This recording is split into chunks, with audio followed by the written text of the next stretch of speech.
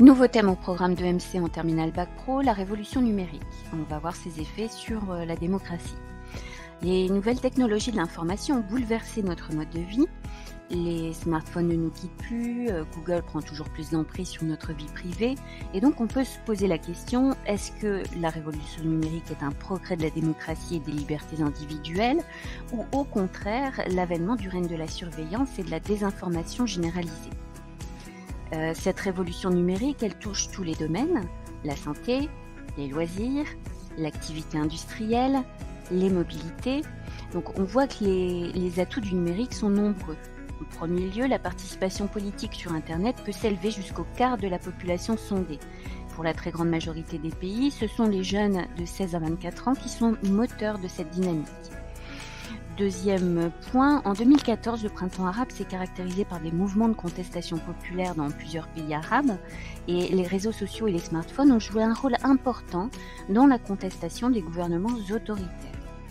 Dans ce dessin de Chapak, le pouvoir autoritaire du président égyptien Moubarak, qui est représenté ici par son caractère imposant et par la présence d'un militaire, on voit également le ministre qui est apeuré car en fait ils ne parviennent pas à contrôler le mouvement démocratique qui se déroule et qui prend appui sur Internet.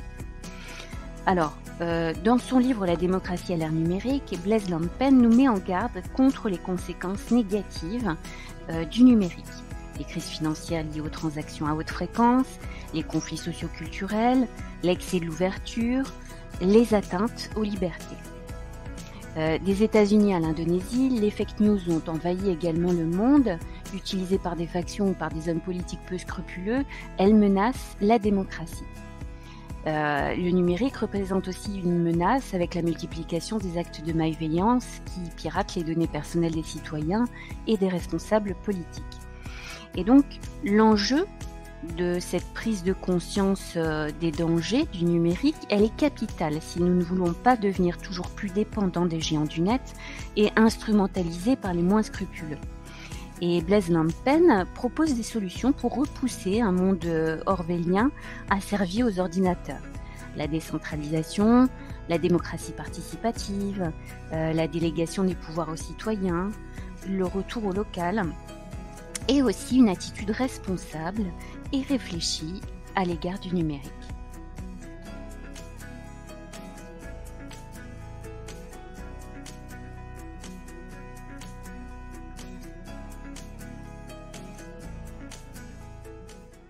Created using Powtoon.